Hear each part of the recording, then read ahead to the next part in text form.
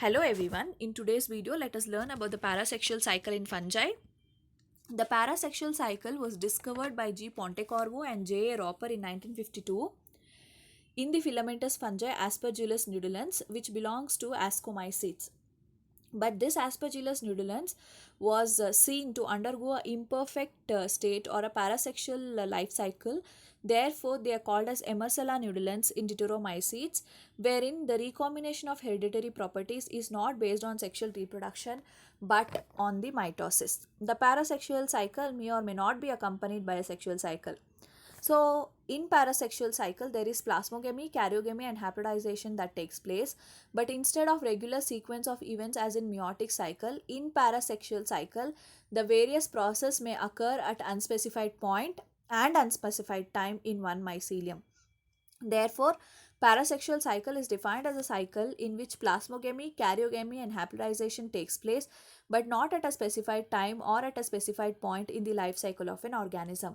This parasexual cycle is mostly seen in Deuteromycetes. So let us see what are these processes which are going to occur at unspecified point or unspecified time in an organism. So these are the steps that are involved in the parasexual cycle, that is formation of heterokaryotic mycelium by plasmogamy and continuous division of the mycelium after plasmogamy. And there is fusion between the two nuclei.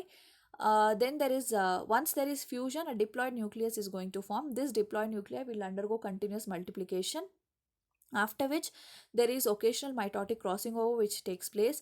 After mitotic crossing over, there is sorting of diploid nuclei, and there is haploidization of diploid nuclei, and there is new haploid strains that are being formed. So let us look into each of these steps in detail. First, the formation of heterokaryotic mycelium. The heterokaryotic mycelium is formed in several ways. The most common is the cytoplasmic fusion or plasmogamy of the somatic hyphae, which are having two different genetic combinations. You can see these are two somatic hyphae which have two different genetic combinations. So these two hyphae is going to fuse. There is cytoplasmic fusion which takes place, or plasmogamy which takes place.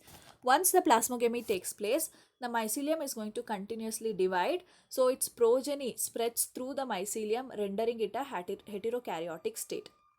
So the mycelium, once it divides, it will get a heterokaryotic state. So there is, after heterokaryosis, there is fusion between the two nuclei. The nuclear fusion is of two types: fusion between like nuclei and fusion between unlike nuclei. The fusion between the like nuclei results in homozygous diploid nuclei, and the fusion between unlike nuclei will result in heterozygous diploid nuclei.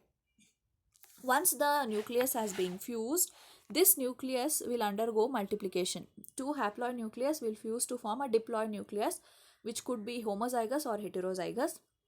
These nuclei is going to continuously divide. When they are dividing, once they divide, the diploid nucleus will be formed in large numbers. But during heterokaryosis, there are possibilities that some nuclei will not fuse, some nuclei will not undergo karyogamy. So therefore, haploid nucleus is also present. So the rate of diploid nuclei that is being present is much smaller than the haploid nuclei. So if some nuclei which does not undergo a nuclear fusion, they also start dividing. The haploid nucleus also start dividing, and the diploid nucleus also start dividing. So the rate of diploid nuclei is much smaller than the rate of haploid nuclei that is present inside the mycelium. Once the multiplication is over, there is occasional mitotic crossing over that takes place. Not once multiplication is over, this is during multiplication. During multiplication of the diploid nuclei, mitotic crossing over will take place. This results in new gene combination.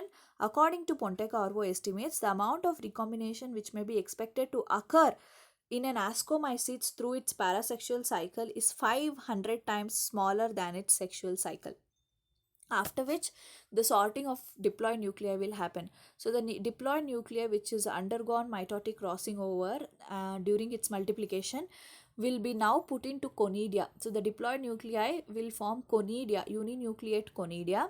Later this conidia will give rise to a diploid mycelia. Once the conidia give rise to a diploid mycelia, now the diploid mycelium is being formed. This diploid mycelium that is being formed will undergo meiosis during its reproduction. They undergo meiosis to form a haploid nucleus. Later, this haploid nucleus will be put into each conidia. That's why it's called as occasional haplodization. Not all diploid nucleus will undergo haplodization to give rise to conidia. So there is occasional haplodization where the diploid mycelium that is there will have a diploid nuclei which will undergo meiosis to give rise to haploid nucleus which will be put into conidia during its reproduction, and they form the haploid mycelia. That's why we call it as a sorting of new haploid strain. So haploid conidia will give rise to haploid mycelium. So that is why we call it as sorting of new haploid strains. But there are some diploid nuclei which will undergo haplodization in the mycelium, and they are sorted out into haploid nuclei to form a uninucleate conidia. Some of these haploid strains are genotypically different from their parents because of their mitotic recombinations. So the diploid nucleus which has now undergone meiosis to form a haploid nucleus is now put into conidia, and that conidia will germinate to give rise to new haploid strains of the mycelium. New genotype will be created because of its mitotic crossing over. So that is about the uh, reproduction of a parasexual. This is a parasexual cycle. These are the events that occurs in the parasexual cycle. Now moving on to the significance of parasexual cycle. Parasexual cycle is of importance in industrial process. Several fungi which are used in various industrial process belong to fungi imperfecti. New and better strains of these fungi are obtained by mutation through parasexual cycle. During parasexual cycle, because of the mitotic crossing over, there is a lot of mutation that takes place. So therefore, new and better strains are being obtained. Parasexual cycle has also been successfully employed in genetic control of pathogenicity and host range in several species of Fusarium. So these are the various significance of parasexual cycle, and thank you.